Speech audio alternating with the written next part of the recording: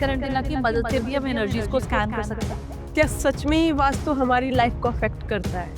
सो वास्तु सिर्फ belief system से हम नहीं इसको कहेंगे कि सिर्फ बिलीफ सिस्टम घर का सबसे बड़ा वास्तु दोष जो होता है मैम, वो क्या होता है फिर? से पहले इम्पोर्टेंट है हमारा ब्रह्मस्थान। तो वास्तु में और साइंस में क्या डिफरेंस है? वास्तु में भी ये लॉज क्रिएट हो गए, इसीलिए इसे ऑल्टरनेटिव साइंसेज में भी कहा जाता है। तो बेडरूम में मोस्टली अगर रिलेशनशिप को भी बेटर करना है तो बेडरूम में कौन सा कलर होना चाहिए? तो अर्दी टोन्स जो हैं वो बेडरूम में कलर सबसे ज्यादा बेस्ट रहते हैं। फैमिली में क्या हो रहा है, रिलेशनशिप में बहुत ज्यादा प्रॉब्लम्स चल रही है।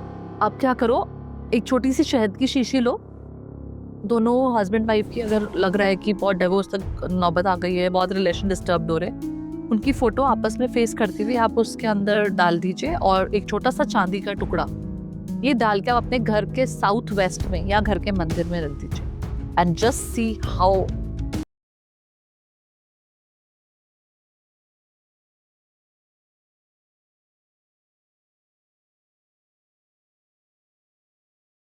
हेलो एवरीवन, मैं आद्या, वेलकम टू टीएसटी। तो आज हमारे साथ जुड़ चुके हैं शालिनी जी, जो आज इस पॉडकास्ट में बात करने वाले हैं वास्तु एंड न्यूमरोलॉजी। वास्तु के अकॉर्डिंग जो भी प्रॉब्लम्स घर में आती है, क्या सच में रियल है? जो रिलेशनशिप में प्रॉब्लम चल रही है, फाइनेंस से प्रॉब्लम है, तो क्या वास्तु एक रीजन हो सकता है? क्या नाम चेंज करने से हमारी किस्मत बदल सकती है? तो आइए इस पॉडकास्ट में जानते हैं और मैम का वेलकम करते हैं। हेलो मैम, हाय। कैसे हैं आप? बिल्कुल बढ़िया। तो जैसे आप न्यूमरोलॉजी और वास्तु करते हैं, तो आपके मन में मतलब ख्याल कहाँ से आया? कैसे डेवलप हुआ interest? Okay, so I started my journey vastu से। तो अराउंड 2002, मतलब may be around I think 24 साल पहले की बात है। तो उस समय हमारी पर्सनल मतलब हमारे हस्बैंड की फैक्ट्री कंस्ट्रक्ट होनी थी एंड उस टाइम पे भी I was introduce to vastu. तो हमारे जब हमने आर्किटेक्ट के पास जाना शुरू किया कि कंस्ट्रक्शन के लिए लेआउट प्लानिंग पे हम वर्क कर रहे थे, तो ये हुआ कि भाई वास्तु के हिसाब से आप डिजाइन करो। तो that was the first instant I was introduce कि वास्तु क्या चीज है।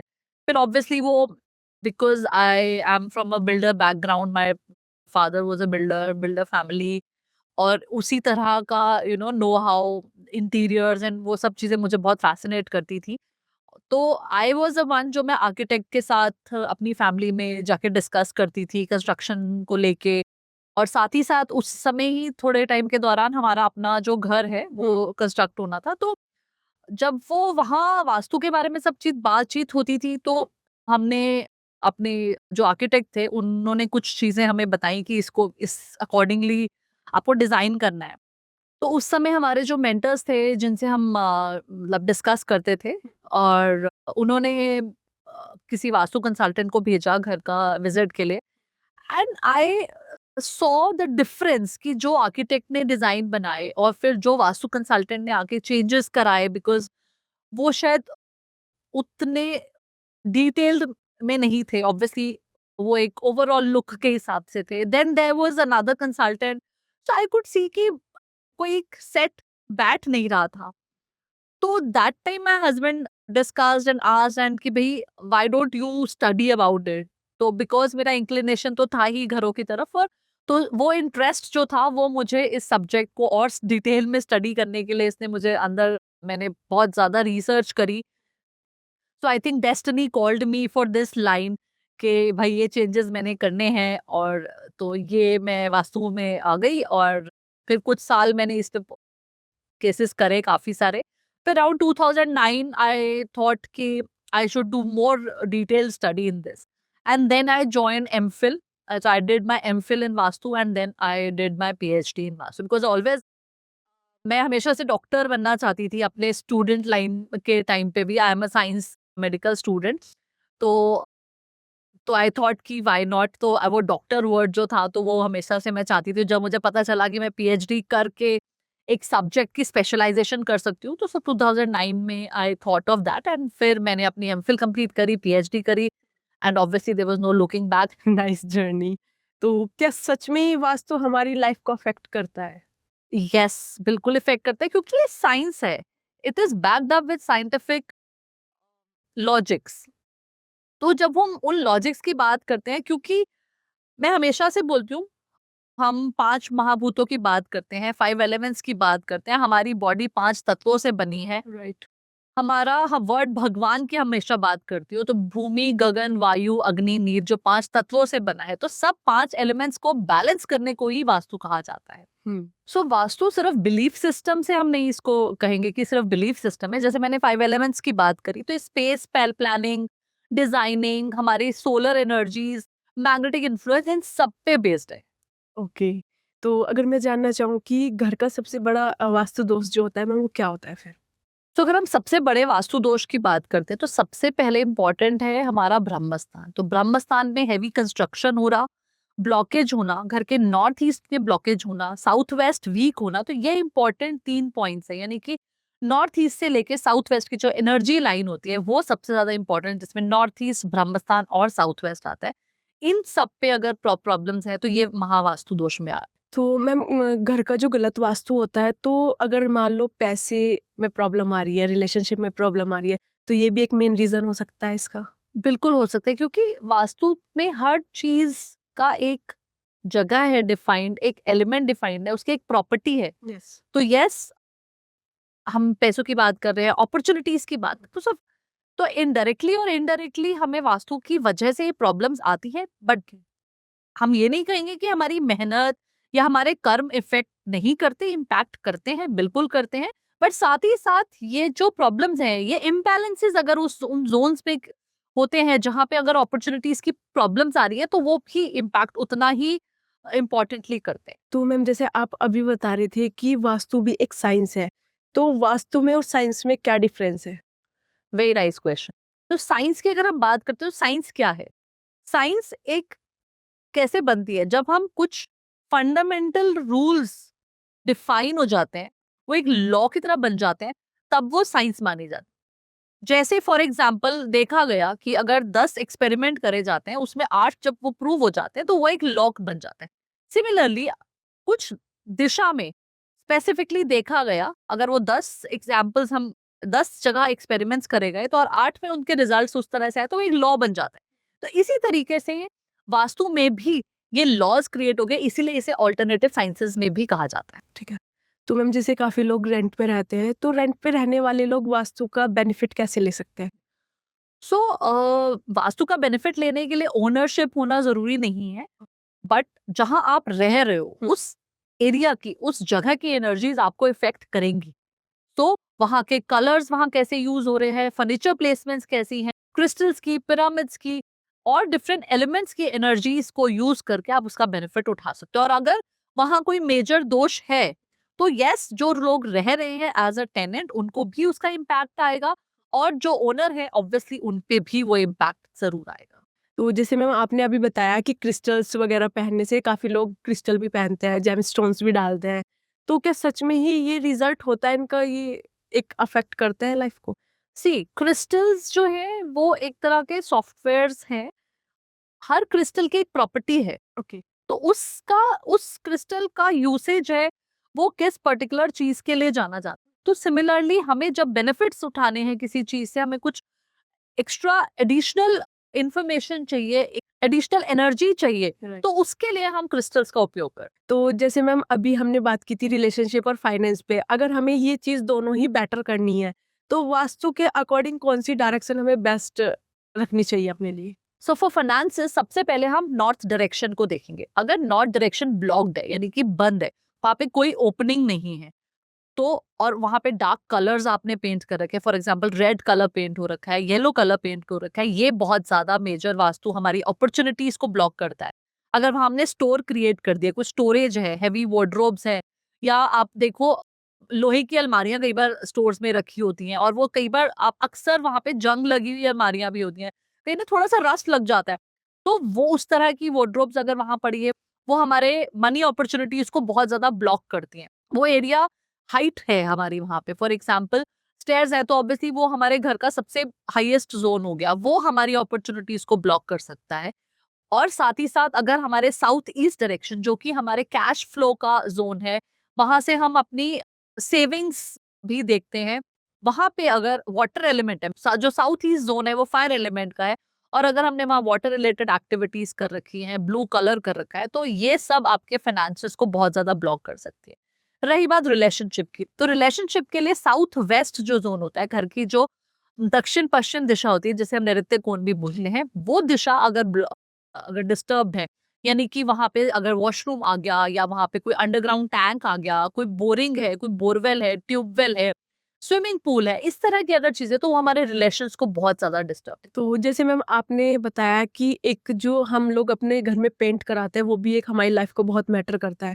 तो बेडरूम में मोस्टली अगर रिलेशनशिप को भी बेटर करना है तो बेडरूम में कौन सा कलर होना चाहिए? क्योंकि बेडरूम हमारे सबसे ज्यादा बेस्ट जोन है, वो साउथ वेस्ट है, और साउथ वेस्ट स्टेबिलिटी का जोन है, अर्थ एलिमेंट का जोन है, तो अर्दी टोन्स जो हैं वो बेडरूम में कलर सबसे ज्यादा बेस्ट रहते हैं, या पेस्टल कलर्स या लाइट टोन्स आप बेस्ट रहती हैं। आप बहुत ज्यादा ब्लू कलर अवॉइड करें बेडरूम्स के लिए, बिकॉज वो तो वाटर एलिमेंट है और थोड़ी इंस्टेबिलिटी लेके। तो अगर बात करूं मैम अपने घर के मेन गेट की, तो वो डायरेक्शन कितनी इंपॉर्टेंट होती है? यस, मेन गेट सबसे ज्यादा इंपॉर्टेंट है, क्योंकि वो हमारे घर का एनर्जी पॉइंट है। अगर हमारा फेस है तो वो एक पॉजिटिव जोन में बहुत जरूरी है। तो जब हम लेआउट प्लानिंग करते हैं तो उसमें हमारे कुछ पॉजिटिव और नेगेटिव जोन्स होते हैं, तो yes it is very important. तो वो हमें बहुत ही केयरफुल होना चाहिए अपनी एंट्री पॉइंट को डिसाइड करने में। इसी पे मैं आपको एक और चीज बताऊंगी कि अक्सर लोग ये बहुत बोलते हैं कि क्या हम साउथ फेसिंग घर ले लें, वो तो बहुत खराब होता है। तो मैं अपने व्यूअर्स को ये जरूर कहना चाहूंगी कि साउथ फेसिंग प्लॉट पे कोई प्रॉब्लम नहीं है। जो ये एक मिथ क्रिएट हो गया है कि south facing are all bad, so no facing is bad. Important is कि आपका एंट्री पॉइंट कहाँ पे आ रहा है। तो क्योंकि साउथ फेसिंग की तरफ साउथ वेस्ट में अक्सर एंट्री बन जाती है, तो हम मेजरली वी प्रेफर कि साउथ वेस्ट में हमारी एंट्री ना हो। तो इसीलिए ये एक मिथ बन गया है। सो अदरवाइज कोई भी फेसिंग बैड नहीं है, नॉर्थ साउथ ईस्ट वेस्ट किसी भी फेसिंग में आपका प्लॉट हो सकता है। और अगर अंदर की प्लेसमेंट्स हम as per vastu principles design करते हैं, एंट्री पॉइंट जो है हमारा मेन गेट है, वो हम अच्छी जोन्स में लेते हैं, शुभ डायरेक्शंस में लेते हैं, शुभ वास्तु पद पे लेते हैं, तो आप किसी भी फेसिंग का प्लॉट ले सकते तो मैम जैसे काफी लोग क्या करते हैं घर में तोड़फोड़ करा लेते हैं, तो मतलब बिना तोड़फोड़ के भी घर में वास्तु दोष बेटर किया जा सकता है? हैं। बिल्कुल किया जा सकता है। सो अप्रोक्सीमेटली 70 to 80% हम बहुत अच्छे रिजल्ट्स ले सकते हैं बिना तोड़फोड़ के। एंड स्पेशली आजकल के टाइम पे ये स्पेशलाइजेशन ही है इनफैक्ट हमारा, कि हम बिना तोड़फोड़ के वास्तु सॉल्यूशंस देते हैं। हम कलर से प्ले कर सकते हैं, एलिमेंट से, मेटल से, क्रिस्टल से, एसेंशियल ऑयल्स यूज करके। There are many remedial products आजकल अवेलेबल है, जिनको हम यूज करके बिना तोड़फोड़ के रेमेडीज कर सकते हैं। और क्योंकि स्पेशली फ्लैट्स में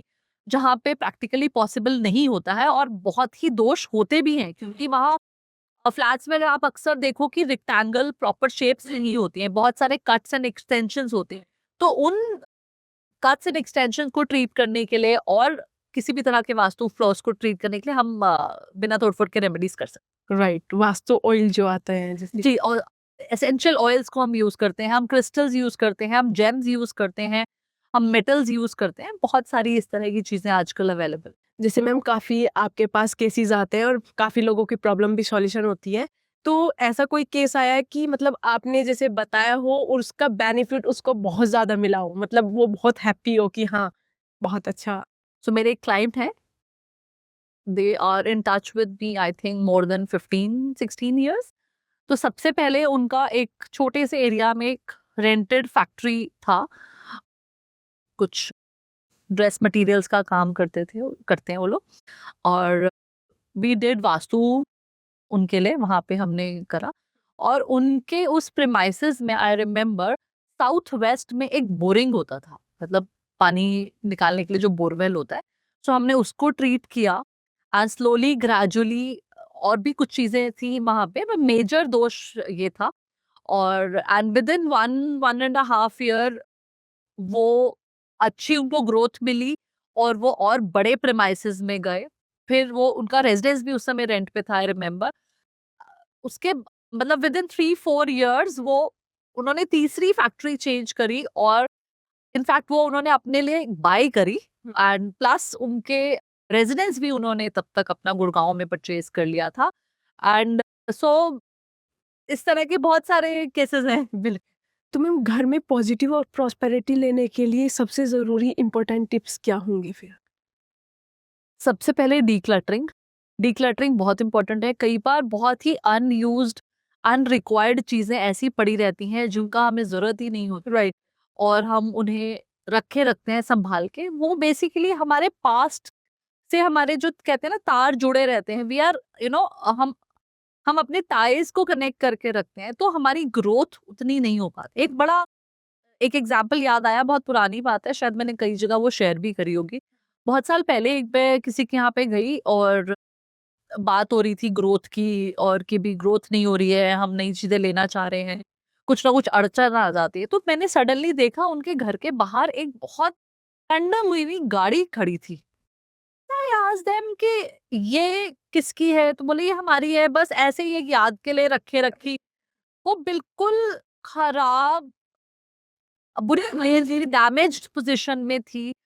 एंड आई आस्क्ड देम कि आप प्लीज इसको अपनी लाइफ से हटाइए।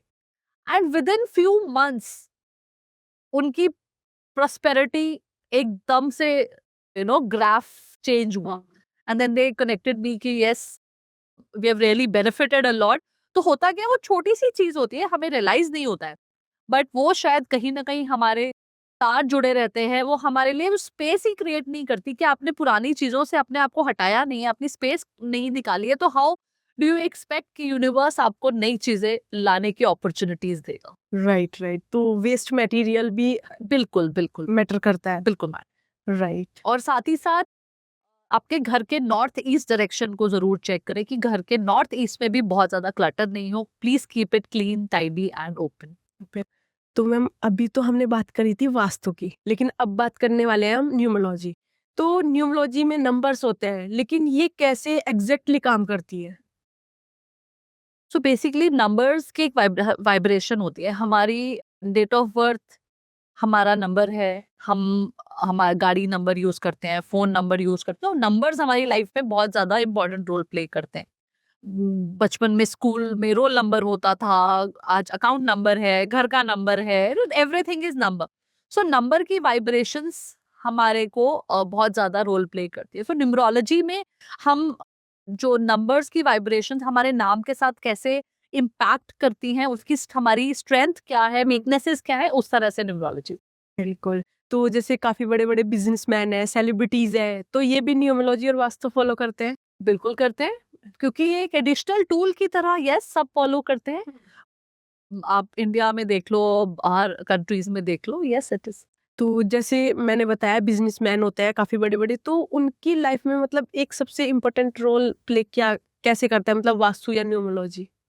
सी they are also human being.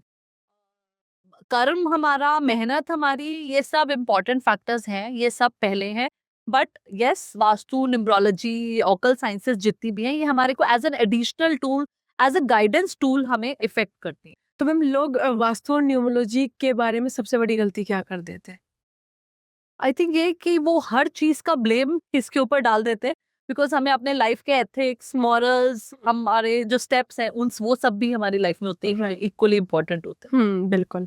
तो ऐसे भी कोई लकी नंबर्स है जो हमारे बिजनेस या लाइफ को या रिलेशनशिप को बहुत ही ज्यादा अफेक्ट करती हो?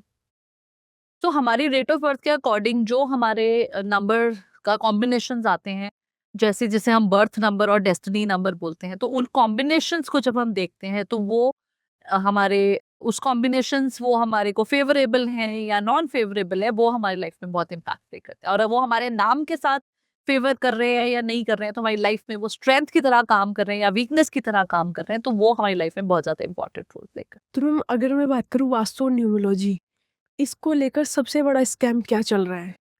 बहुत हाई एक्सपेंसिव रेमेडीज जिसे फियर बेस्ड बना दिया जाए, कि डर से लोगों को डिस्टर्ब किया जाए, वो आई थिंक हमें every person should be aware of it. Faith रखें, बट इतना ब्लाइंडली डर की तरह मत यूज करें। It is a science, it effects, yes, but please use it carefully. तो जैसे मैम काफ़ी लोग अपना नेम चेंज कर लेते हैं, तो क्या वो भी हमारी लाइफ को मतलब चेंज कर सकता है एक तरीके से? जी, क्योंकि नेम की वाइब्रेशंस हम अपने नाम से जाने जाते हैं, तो नेम में हर नंबर, हर अल्फाबेट की एक वाइब्रेशन होती है, जो कि वो हमें इम्पैक्ट करती है।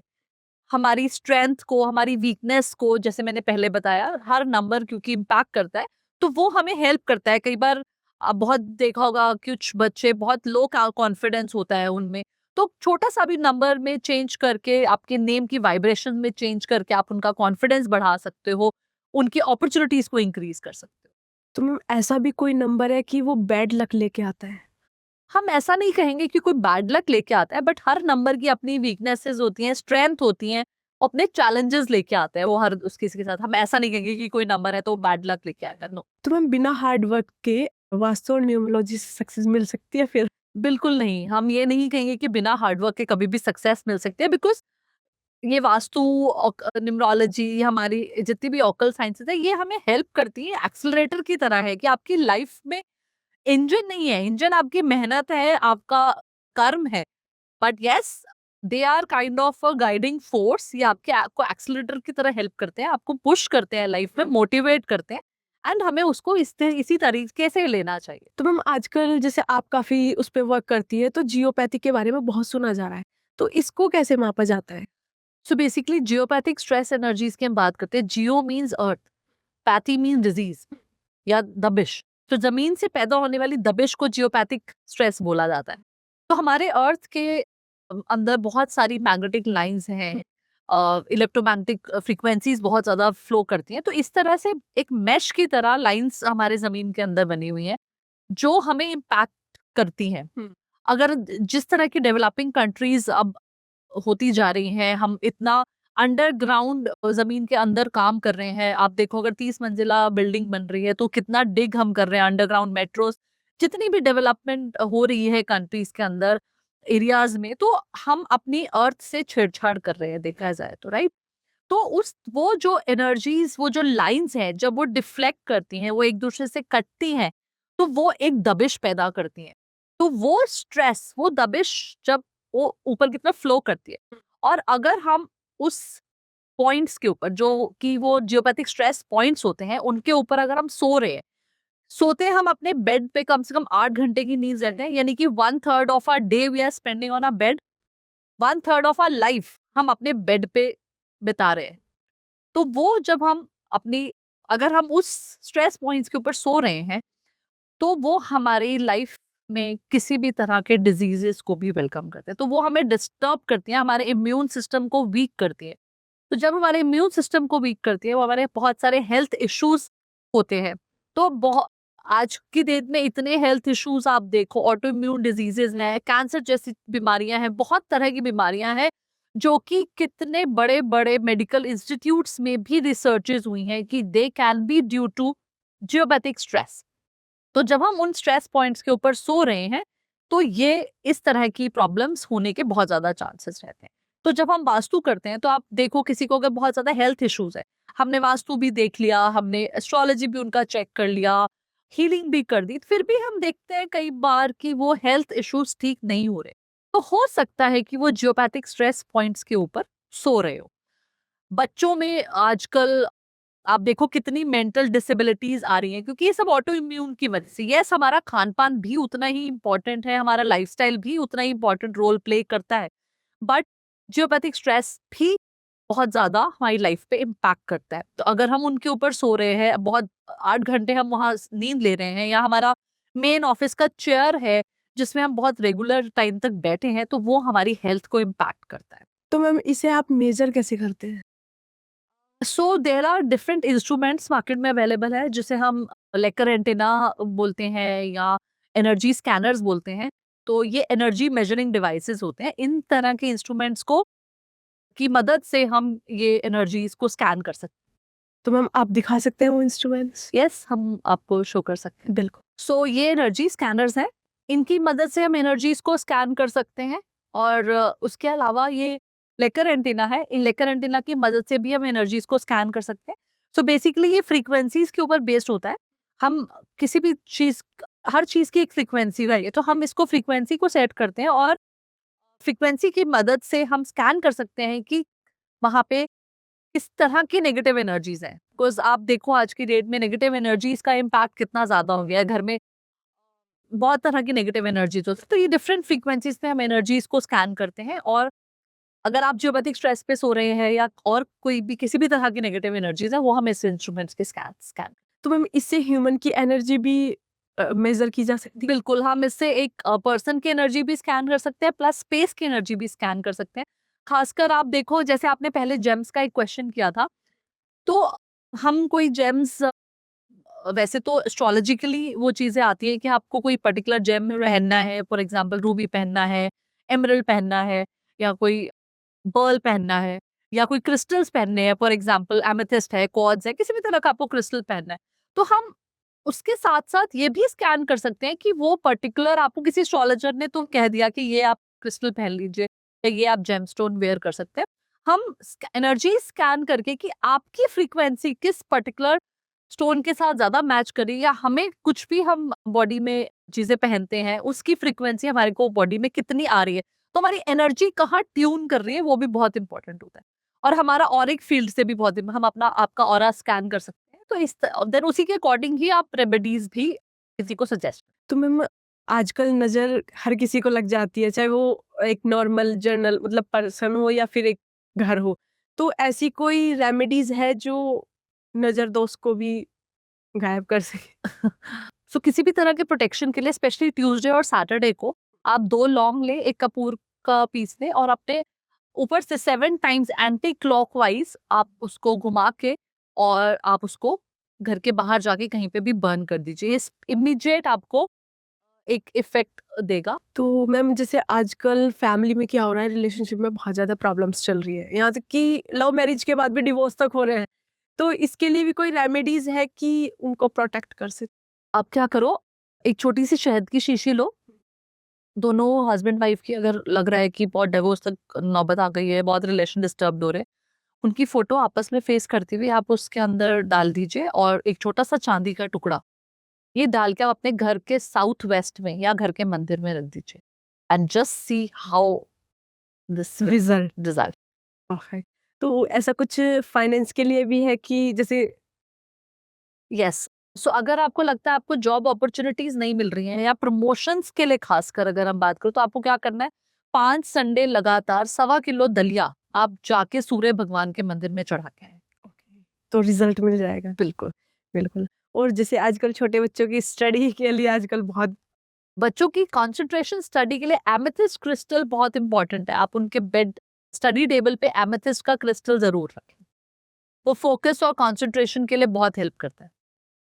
और अगर आपको लगता है आपकी लाइफ में फाइनेंशियल ब्लॉकेजेस आ रहे हैं, तो उसके लिए एक खास चीज, आपको 7 गुलाब के फूल लेने, एक छोटा सा गुलाब का इत्र लेना है, एक बर्फी का टुकड़ा लेना है, और जाके फ्राइडे के दिन 5 फ्राइडे आपको लगातार जाके विष्णु भगवान पे ये चढ़ा के आने हैं, और भगवान से अपने किसी भी तरह की कर्ज मुक्ति के लिए आपको प्रे करनी है। और आप देखेंगे कि धीरे धीरे आपके किसी भी तरह के फाइनेंशियल ब्लॉकेजेस हैं आपकी लाइफ में, तो वो दूर होती हुई नजर आए।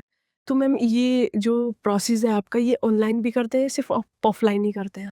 नहीं, आजकल तो ऑनलाइन का जमाना है, तो यस, ऑनलाइन भी डिस्कशंस होती हैं, हम लोगों को कंसल्टेशन देते हैं, स्पेशली जो बाहर के क्लाइंट्स हैं वो बुलाते तो हैं ही हैं, जैसे बाहर कंट्रीज में, बट अगर वो ऑनलाइन भी कई बार डिस्कस करना चाहते हैं लेआउट्स मैप के साथ, हम ऑनलाइन भी उनको देते हैं। तो मैम बाहर भी लोग मतलब इतना वास्तु को मानते हैं और फॉलो भी करते हैं? बिल्कुल, यस, बिकॉज सी इंडियंस हैं वैसे तो, बट उसके अलावा बाहर एनर्जीज पे बहुत वर्क होता है।